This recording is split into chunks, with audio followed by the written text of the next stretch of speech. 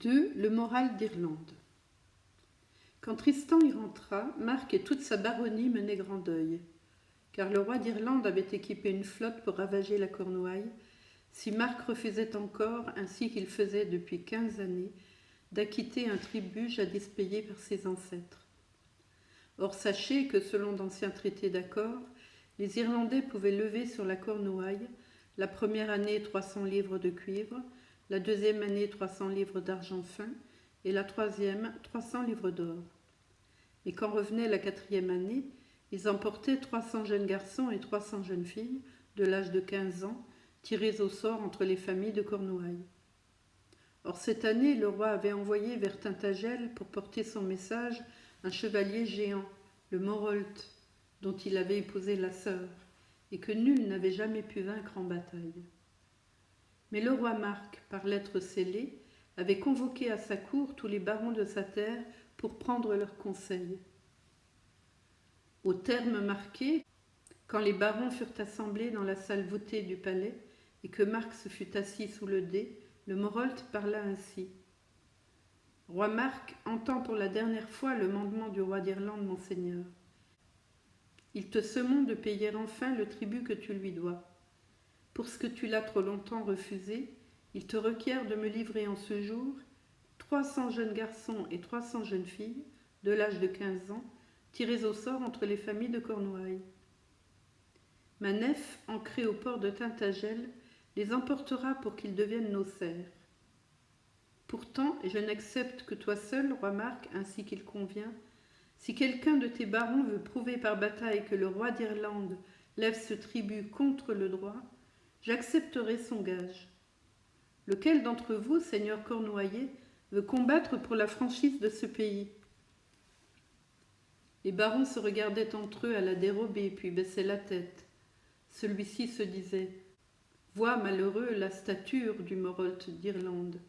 Il est plus fort que 4 hommes robustes. Regarde son épée. Ne sais-tu point que par sortilège elle a fait voler la tête des plus hardis champions depuis tant d'années que le roi d'Irlande envoie ce géant porter ses défis par les terres vassales ? Chétif, veux-tu chercher la mort ? À quoi bon tenter Dieu ? Cet autre songeait. Vous ai-je élevé, cher fils, pour les besognes des serfs, et vous, chère fille, pour celles des filles de joie ? Mais ma mort ne vous sauverait pas. Et tous se taisaient. Le Morolt dit encore. Lequel d'entre vous, seigneur cornouaillais, veut prendre mon gage ? Je lui offre une belle bataille, car à 3 jours d'ici, nous gagnerons sur des barques l'île Saint-Samson au large de Tintagel. Là, votre chevalier et moi, nous combattrons seul à seul, et la louange d'avoir tenté la bataille rejaillira sur toute sa parenté. Il se taisait toujours, et le Morolt ressemblait au gerfaut que l'on enferme dans une cage avec de petits oiseaux. Quand il y entre, tous deviennent muets. Le Morolt parla pour la 3e fois. « Eh bien, beau seigneur cornouaillais, puisque ce parti vous semble le plus noble, tirez vos enfants au sort et je les emporterai. Mais je ne croyais pas que ce pays ne fût habité que par des serfs. » Alors Tristan s'agenouilla aux pieds du roi Marc et dit « Seigneur roi, s'il vous plaît de m'accorder ce don, je ferai la bataille. » En vain le roi Marc voulut l'en détourner. Il était jeune chevalier, de quoi lui servirait sa hardiesse ? Mais Tristan donna son gage au Morolt, et le Morolt le reçut. Au jour dit, Tristan se plaça sur une courte pointe de sandales vermeilles et se fit armer pour la haute aventure. Il revêtit le haubert et le aume d'acier bruni. Les barons pleuraient de pitié sur le preux et de honte sur eux-mêmes. « Ah, Tristan, se disait-il, hardi baron, belle jeunesse, que n'ai-je plutôt que toi entrepris cette bataille ? Ma mort jetterait un moindre deuil sur cette terre. » Les cloches sonnent, et tous, ceux de la baronnie et ceux de la gens menus, vieillards, enfants et femmes, pleurant et priant, escortent Tristan jusqu'au rivage. Ils espéraient encore, car l'espérance au cœur des hommes vit de chétives pâtures. Tristan monta seul dans une barque et cingla vers l'île Saint-Samson. Mais le Morolt avait tendu à son mât une voile de riche pourpre, et le premier il aborda dans l'île. Il attachait sa barque au rivage, quand Tristan, touchant terre à son tour, repoussa du pied la sienne vers la mer. « Vassal, que fais-tu » dit le Morolt. « Et pourquoi n'as-tu pas retenu comme moi ta barque par une amarre ?»« Vassal, à quoi bon ?» répondit Tristan. « L'un de nous reviendra seul vivant d'ici. Une seule barque ne lui suffit-elle pas ?» Et tous deux, s'excitant au combat par des paroles outrageuses, s'enfoncèrent dans l'île. Nul ne vit l'âpre bataille, mais par 3 fois, il sembla que la brise de mer portait au rivage un cri furieux. Alors, en signe de deuil, les femmes battaient leurs paumes en chœur, et les compagnons du Morolt, massés à l'écart devant leur tente, riaient. Enfin, vers l'heure de none, on vit au loin se tendre la voile de pourpre. La barque de l'Irlandais se détacha de l'île et une clameur de détresse retentit. « Le Morolt ! Le Morolt !» Mais comme la barque grandissait, soudain, au sommet d'une vague, elle montra un chevalier qui se dressait à la proue. Chacun de ses poings tendait une épée brandie. C'était Tristan. Aussitôt 20 barques volèrent à sa rencontre et les jeunes hommes se jetaient à la nage.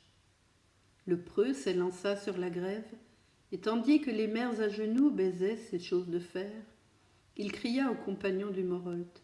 « Seigneur d'Irlande, le Morolt a bien combattu. Voyez, mon épée est ébréchée. Un fragment de la lame est resté enfoncé dans son crâne. Emportez ce morceau d'acier, Seigneur. C'est le tribut de la Cornouaille. » Alors il monta vers Tintagel. Sur son passage, les enfants délivrés agitaient à grands cris des branches vertes et de riches courtines se tendaient aux fenêtres. Mais quand, parmi les chants d'allégresse, au bruit des cloches, des trompes et des buccines, si retentissant qu'on n'eût pas ouï Dieu tonner, Tristan parvint au château, il s'affaissa entre les bras du roi Marc, et le sang ruisselait de ses blessures. À grand déconfort, les compagnons du Morolt abordèrent en Irlande. Naguère, quand ils rentraient au port de Weisfort, le Morolt se réjouissait à revoir ces hommes assemblés qui l'acclamaient en foule. Et la reine, sa sœur, et sa nièce, Iseux la blonde, aux cheveux d'or, dont la beauté brillait déjà comme l'aube qui se lève. Tendrement, elle lui faisait accueil, et s'il avait reçu quelques blessures, elle le guérissait. Car elle savait les baumes et les breuvages qui raniment les blessés, déjà pareils à des morts.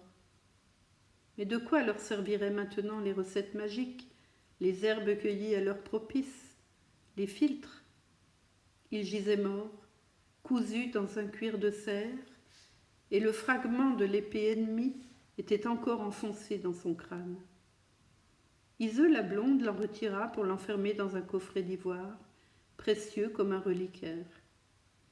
Et courbées sur le grand cadavre, la mère et la fille, redisant sans fin l'éloge du mort et sans répit lançant la même imprécation contre le meurtrier, menaient à tour de rôle parmi les femmes le regret funèbre. De ce jour, Iseux la blonde apprit à haïr le nom de Tristan de Launois. Mais à Tintagel, Tristan languissait. Un sang venimeux découlait de ses blessures. Les médecins connurent que le Morolt avait enfoncé dans sa chair un épieu empoisonné, et comme leur boisson et leur thériaque ne pouvaient le sauver, ils le remirent à la garde de Dieu. Une puanteur si odieuse s'exhalait de ses plaies que tous ses plus chers amis le fuyaient, tous, sauf le roi Marc, Gorvenal et Dinas de Lidan. Seul il pouvait demeurer à son chevet, et leur amour surmontait leur horreur. Enfin, Tristan se fit porter dans une cabane construite à l'écart sur le rivage. Et couché devant les flots, il attendait la mort. Il songeait. Vous m'avez donc abandonné, roi Marc, moi qui ai sauvé l'honneur de votre terre. Non, je le sais, bel oncle, que vous donneriez votre vie pour la mienne. Mais que pourrait votre tendresse? Il me faut mourir. Il est doux pourtant de voir le soleil, et mon cœur est hardi encore. Je veux tenter la mer aventureuse, je veux qu'elle m'emporte au loin, seule. Vers quelle terre, je ne sais, mais là peut-être où je trouverai qui me guérisse. Et peut-être un jour vous servirai-je encore, bel oncle, comme votre harpeur et votre veneur, et votre bon vassal. Il supplia tant que le roi Marc consentit à son désir. Il le porta sur une barque sans rame ni voile, et Tristan voulut qu'on déposât seulement sa harpe près de lui. À quoi bon les voiles que ses bras n'auraient pu dresser? À quoi bon les rames? À quoi bon l'épée? Comme un marinier, au cours d'une longue traversée, lance par-dessus bord le cadavre d'un ancien compagnon, ainsi, de ses bras tremblants, Gorvenal poussa au large la barque où gisait son cher fils, et la mer l'emporta. 7 jours et 7 nuits, elle l'entraîna doucement. Parfois, Tristan harpait pour charmer sa détresse. Enfin, la mer, à son insu, l'approcha d'un rivage. Or, cette nuit-là, des pêcheurs avaient quitté le port pour jeter leurs filets au large et ramaient, quand ils entendirent une mélodie douce, hardie et vive qui courait au ras des flots. Immobiles, leurs avirons suspendus sur les vagues, ils écoutaient. Dans la première blancheur de l'aube, ils aperçurent la barque errante. Ainsi, se disait-il, une musique surnaturelle enveloppait la nef de Saint-Brendan quand elle voguait vers les îles Fortunées sur la mer aussi blanche que le lait. Ils ramèrent pour atteindre la barque. Elle allait à la dérive et rien n'y semblait vivre que la voix de la harpe. Mais à mesure qu'ils approchaient, la mélodie s'affaiblit, elle se tut, et quand ils accostèrent, les mains de Tristan étaient retombées inertes sur les cordes frémissantes encore. Ils le recueillirent et retournèrent vers le port pour remettre le blessé à leur dame compatissante qui saurait peut-être le guérir.